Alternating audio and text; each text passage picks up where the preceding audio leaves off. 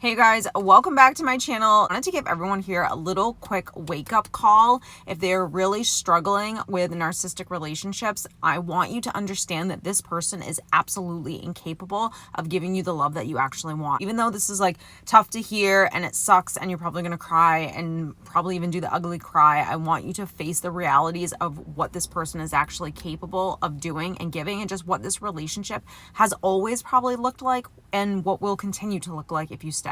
Now, the first thing I'm going to mention is do not ever judge yourself for staying. You're staying because you're just not there yet. And the last thing that you should be doing right now is judging yourself for going back. But I want you to also educate yourself and start working on yourself, because when those two things happen, you don't want to go back. This relationship is all about this person exploiting you. It's all about this person getting whatever it is that they want from you in order for them to feel good inside. The quicker you can really understand that you're in a relationship with someone who's just a taker, you're not in a relationship with someone who wants genuine connection, then you can start to see the red flags. Sometimes when we come from dysfunction ourselves, or we're living in our own insecurity or codependency, it's like really hard sometimes to be able to see a person for who they truly are. And it's not until you start educating yourself that you realize, like, wait a minute, this actually isn't okay, and this person isn't really the healthiest. This is when you start to have those aha moments. Just because you have the aha moments and you can start to see the red flags doesn't mean that you're still going to leave like that and it's going to be the easiest thing in the world for you to do. It takes time of you genuinely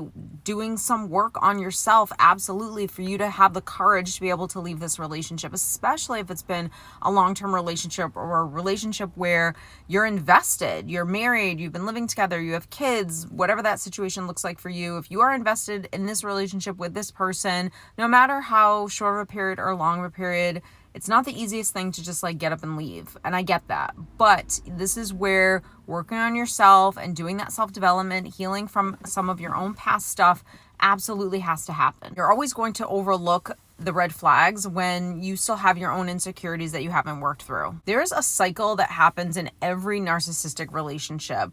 It doesn't matter. Sometimes the cycle is 6 months. Sometimes it's a couple years. Sometimes it's many years. And sometimes the cycle continuously happens. And sometimes you stay in one cycle for a long period of time. But there is a pattern with all narcissistic relationships. There's always going to be a cycle of idealizing and devaluing, because this is how they actually get you to stay. By breadcrumbing you, giving you a little bit and then taking it immediately away. This is where you're going around and around on the hamster wheel with this person. And the sad thing is that a lot of people don't even know that they're on the hamster wheel. They think that this is normal to some extent, or even if they know it's not normal, because they've come from so much dysfunction themselves, or they have so many wounds that they haven't dealt with, or they're living in their own insecurities, they put up with it. Sometimes that's really the sad part, is the people that look back and are like, my God, I put up with that for that many years, or for that long, or I put up with that at all in the beginning of the relationship when you started dating this person. And this is where I go back to the very first thing. Do not judge yourself. Do not shame yourself for putting up with what you put up with. You did.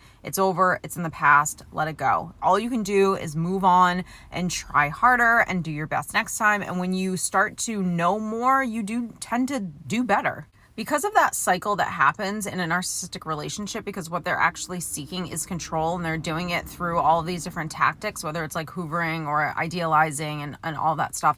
Because that happens, you're not in a healthy relationship. You're not in a relationship with a human being. You're in a relationship with a thing that wants something from you. They don't want you. They don't even care about you. They're not able to feel like that. Like, don't take offense to that.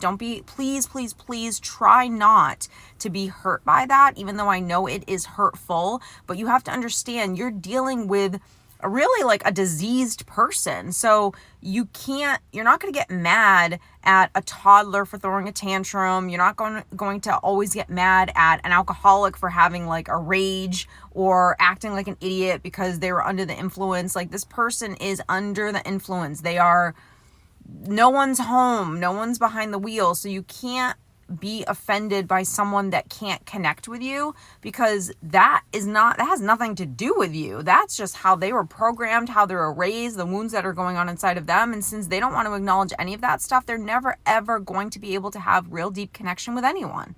A person that uses like manipulation or mirrors different behaviors in people, a person that has absolutely no authenticity, they're always trying to play a character, they're always trying to gain something from someone else. Like, you don't even know who this person is. Hell, they don't even know who they are. So if those things are happening where they don't even know who they are and you can't get deep with them, they're never going to be able to love you the way you want to be loved. They're never going to be able to have the relationship that you want to have with them. And when you start having these realizations and you start understanding this like on a real deep level, after of course you've grieved, because that has to happen. You know, you get angry, you get frustrated, you grieve, but then you come to this like really peaceful place where you finally accept it and get it, and you're not trying to change it anymore. And even though it's still sad, and even though you wouldn't have wanted this for yourself, you let this person go with a little bit of peace rather than anger, because you're focusing on you and your life and what you actually want for yourself